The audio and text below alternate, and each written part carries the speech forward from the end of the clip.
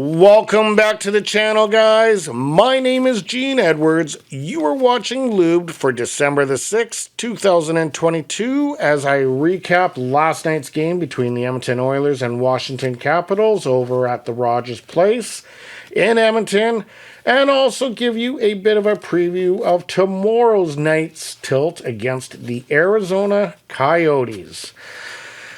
This will be the return of one Zach Kassian.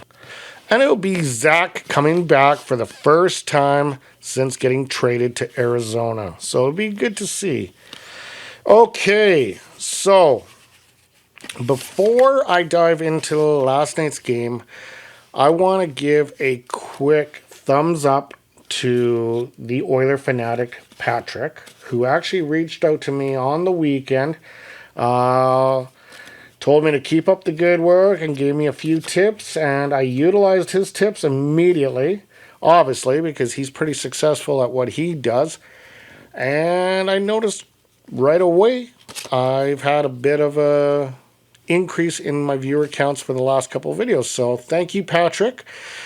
He is trying to achieve 4,000 subscribers by Christmas time. He is currently, well, as of the video that he shot a couple days ago, 3,700-ish. Let's help Patrick try to hit that 4,000 mark for Christmas. Make his Christmas a real wonderful one. Okay, I want to talk about last night. I was going to actually do a different type of X Factor last night called The One. And I think you know where I'm going with this. If the Oilers would have won last night, I think I would have just put Stuart Skinner, the one and only X Factor for the night. That man stood on his head all night long.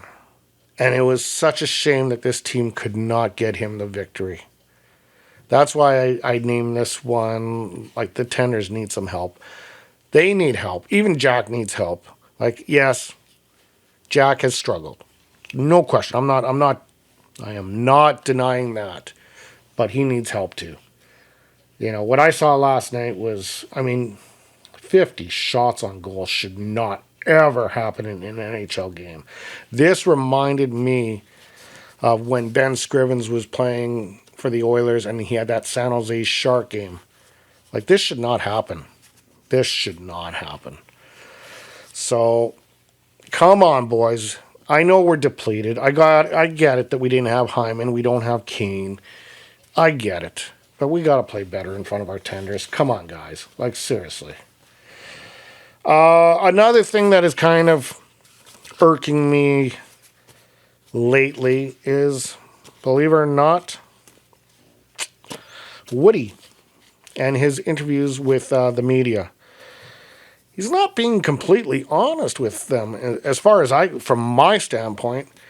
Or he might be, but he's wiggling the truth a little bit. A few days ago, he was asked by the media about Zach Hyman's status, the practice after the injury. And Zach Hyman was not at that practice. Oh, he mentioned it was a maintenance day. Okay, fine, fair enough. But then it turns out Zach Hyman was not playing last night either. And you knew that he got hit pretty hard because he was down on the ice for a fair bit that day. I just wish Woody would just, I don't know. Maybe it was a maintenance day. I'm not calling him a liar. Maybe it was a maintenance day, but it'd be nice if Woody would also kind of give a little bit more, like he has a potential injury or something. The other thing that he said, and this was in last night's interview, but the media was starting to ask about the slow starts. Okay, so the media is specifically asking Woody about the generalization of this year, the slow starts. And right away, he's trying to frame it. Oh, you're talking about this game? No, we're talking about, they were trying to ask him about the whole season. Or what are you trying to do to fix these slow starts? And right away, he has to, oh, you're talking about tonight? No. They're talking about a generalization of the whole season. And I didn't really care for that. I love Woody. I think he's a great coach, but last few interviews that he's done have kind of irked me the wrong way. Anyway, enough with my peeves. Like I say, that was just an amazing, amazing job from Stuart Skinner last night. Let's get into last night's scoring summary. As I couldn't believe it that the Edmonton Oilers actually got on the board first, and it was in the second period. At this point in time, there was 20 plus shots. Like, there was one power play that the Washington Capitals had in the first period that literally peppered him with 7 shots. So I was very, very, very shocked that we got out of that period unscathed. And then have Brett Kulak scoring the first goal of the game at 1:44 from Ryan Nugent-Hopkins.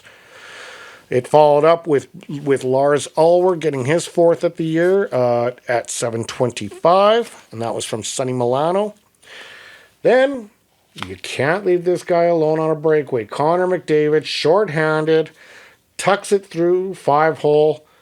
It is now a 2-1 game for Edmonton, and I'm kind of like, what is going on here? We should not be winning this game.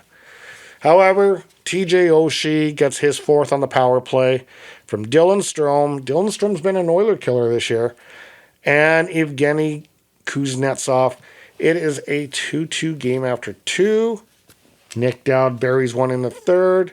That would be the GWG at 7:13 from Protos and Jensen. There you have it. A 3-2 final for the Washington Capitals. They take the season series 2-0. Next up for the Oilers will be the Coyotes, which I'm going to mention in a bit. I'm going to go through the standings real quick before I do that. So currently, the Oilers are sitting in, 7th? Yeah, 7th place. They are, how many points behind? 39. They are 11 points back of Vegas and only 1 point up on Calgary now. Calgary's another team on the outside. Same with the Avalanche. And Nate McKinnon got hurt last night too. So I'm going to see what happens with the Colorado Avalanche in the next little while. Okay. Let's go into the X Factors from last night. Richardson to McGillis. He just scores! The Edmonton Oilers have tied the game. Here are your Edmonton Oilers X Factors for tonight. Okay. Like I said, this was going to be named The One. And I was going to put Stuart Skinner as the only X Factor for the night if the Oilers would have won this one. Because it was just an amazing performance. It did look like that time that Ben Scrivens had his, I think it was 52 save game. But it wasn't. It was Washington winning it. So I'm going to give them props for the 50 shots on goal. Like, that's a pretty outstanding accomplishment.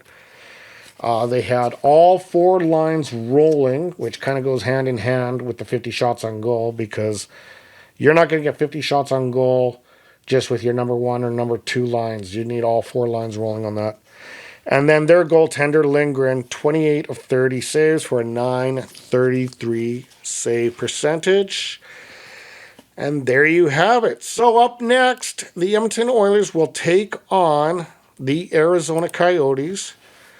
As far as the Coyotes go, I think they're still on like a 17-game road trip. They have a funny season. They're in the their new arena at the university for the next couple of years. I guess they just got approved for an arena to be built, but that's going to be 3-4 years. So the next 3 or 4 years, they're going to be playing out of that facility, and there's certain rules that they have to adhere to. They can't put the logo on the ice. The dressing rooms are curtains. It's just, it's a mess. But they are here tomorrow night, and it is the return of Zach Kassian. So before I go over some of the stat comparisons, I'm going to go over some of the consensus stuff. So the consensus covers consensus. Some of the cover stuff. The covers consensus has them at a 73% favorite They also have the Coyotes 0-4 in the last 4 when the opponent scores 2 or less goals in the previous game. And the Coyotes are 1-5 in the last 6 meetings versus the Edmonton Oilers. So there you have it. As far as your head-to-head stats go, the Oilers, as far as the offensive goes, lead in every category with exception to the shooting percentage, and I'll get into that shortly. But they are tied in 8th place for goals at 3.48. The Coyotes are at 2.68, and that's 28th overall. When it comes to the shots on goal, the Oilers are 15th overall in the league at 31.8. The Coyotes are 32nd in the league at 24.1. When it comes to the power play percentage, the Edmonton Oilers have bounced back a little bit. They were 4th. They are now 3rd in the league at 29.3. The Coyotes are 17th in the league at 22.7. Face-off percentage, the Oilers are tied for 15th at 49.4. The Coyotes are 29th at 45.4. The shooting percentage, Coyotes actually edged the Oilers by 0.1, as they are 11.1, 7th place, and the Oilers are 8th place at 11. Comes to the defensive stats, the goals allowed, the Oilers are 27th in the league at 3.6. The Coyotes edged them out at 22.45. Shots on goal, the Edmonton Oilers are 22nd in the league at 32.9, whereas the Coyotes are 29th in the league at 34.8. When it comes to penalty minutes, the Coyotes are 29th in the league at 12.3. The Edmonton Oilers are 12th in the league at 8.6. When it comes to the penalty kill, the Coyotes are 17th in the league at 78.1. The Oilers are 28th. So obviously, defensive-wise, I think I would say Coyotes almost edge out the Oilers in that, but it's still tough. Coyotes haven't had a really good year. When it comes to the goaltenders, if Jack Campbell's playing tomorrow, which I expect he will be, 872, and Carl Velameca is a 913. So he edges Campbell out so far this year, but I am predicting Campbell to have a great game. I feel it. I feel he's due. And that's about all I have for you guys. So we will see you. Tomorrow's Wednesday. I will see you Thursday. It's actually my birthday Thursday. Yeah, so I will be on Thursday on my birthday filming the review of the Arizona game and giving you a preview of the Minnesota Wild. Yes. The Minnesota Wild are coming in for 2 back-to-back games. So when I do the back-to-back on that, I'm only going to do the stats for one game. And I'm just going to do a review in the second one. There's no point of doing a preview for the second Minnesota game when you already kind of have the gist of it. Anyway, guys, as always, stay healthy, stay happy, stay hydrated. We will talk soon. My tongue keeps bleeding from the words I spit. So sharp, so freezing, so cold. Behold, frostbite, they feeling.